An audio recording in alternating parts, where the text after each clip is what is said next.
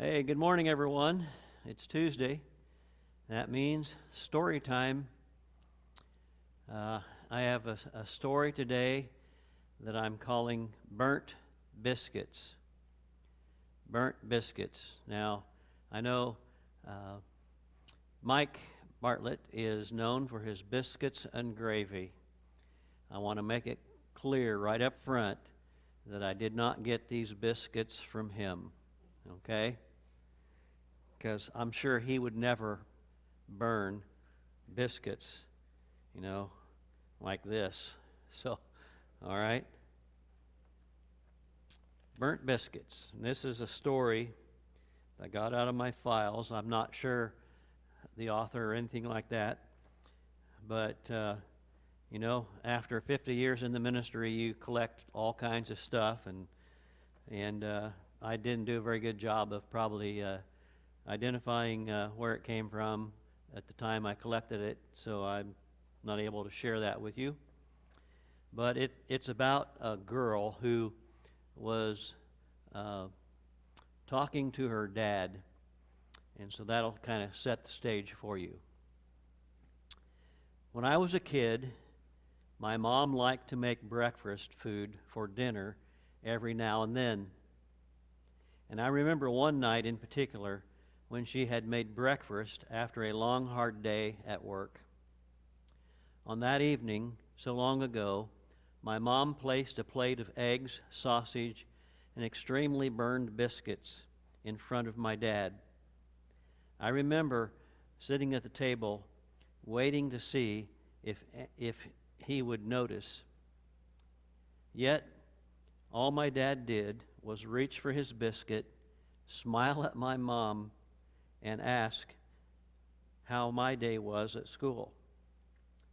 I don't remember what I told him that night, but I do remember watching him smear his burnt biscuits with butter and jam.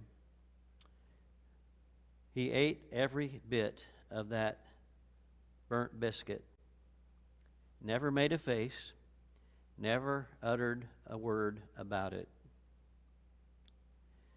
When I got up from the table that evening, I remember hearing my mom apologize to my dad for having burnt the biscuits.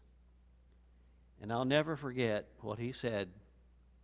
He said, "Honey, I love burned biscuits every now and then." Later that night, I went to kiss Daddy goodnight, and I asked him if he really did like burnt biscuits. He wrapped me in his arms and said, "Your mama had put in a very hard day at work. She's been really tired. And besides, a little burned biscuit every now and then won't hurt anybody." As I've grown older, I've thought about that many times. Life is full of imperfect things and imperfect people. I'm not the best at anything, and I forget birthdays and anniversaries once in a while like everyone else does. But what I learned over the years is that learning to accept each other's faults and choosing to celebrate each other's differences is one of the most important keys to creating a healthy, growing, and happy, lasting relationship. And that's my prayer for you all today, that you will learn to take the good, the bad, and even the ugly parts of your life and lay them down at the foot of the cross. Because in the end, He's the only one who will be able to give you a relationship where a burnt biscuit isn't a big deal breaker. We could extend this even to our relationships. In fact, understanding is the base of all relationships, be it husband or wife, parent or child, sister or brother, or friend and friend. So please, pass me a biscuit. And yes, the burned one will be okay too. I think that in our times that we're going through right now, uh, we may feel like we've gotten the burnt biscuit. But hey, burnt biscuits are okay once in a while, and we can just smother them with butter and jam, and they'll be okay. One thing I'd like to share besides that with you is the one another passages that are in the New Testament. There are 59 of them if you want to take the time to count them all up. I actually didn't myself. I'm just taking somebody else's word for it. But the phrase one another is derived from the Greek word allelon, which means one another, each other, mutually, or reciprocally. And that phrase occurs 100 times in the New Testament, and 59 of those times are one another. That would be a good study sometime for you to try. But the story about our burnt biscuit was a good example of loving one another even when there could be a reason not to. In fact, in the Old Testament times, burning your husband's biscuits could be grounds for divorce. So I'm glad we aren't practicing that anymore these days. But I just want to finish up here by reading some of these one another statements that we find in the Bible. The most prevalent one you might be able to guess: love one another.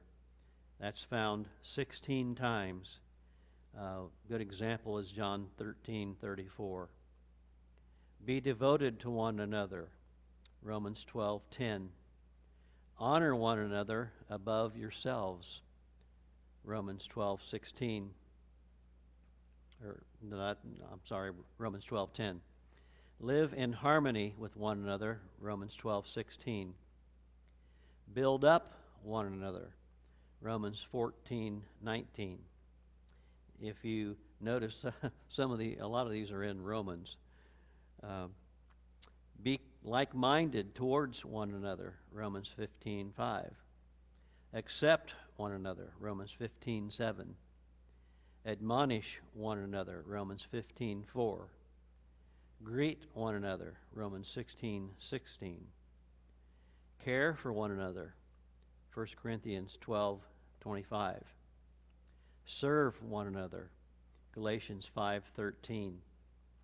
Bear one another's burdens, Galatians 6:2.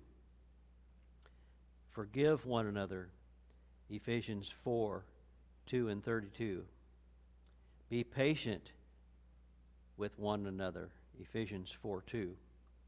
Speak the truth in love to one another, Ephesians 4:15. Be kind and compassionate to one another, Ephesians 4:32. Speak to one another with psalms and hymns and spiritual songs, Ephesians 5:19. Submit to one another, Ephesians 5:21. Consider others better than yourself, Philippians 2:3.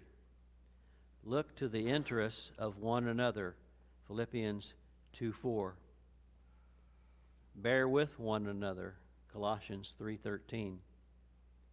Teach one another, Colossians 3:16. Comfort one another, 1 Thessalonians 4:18. Encourage one another, 1 Thessalonians 5:11. Exhort one another, Hebrews 3:13. Stir up or provoke, stimulate one another to love and good works, Hebrews 10:24.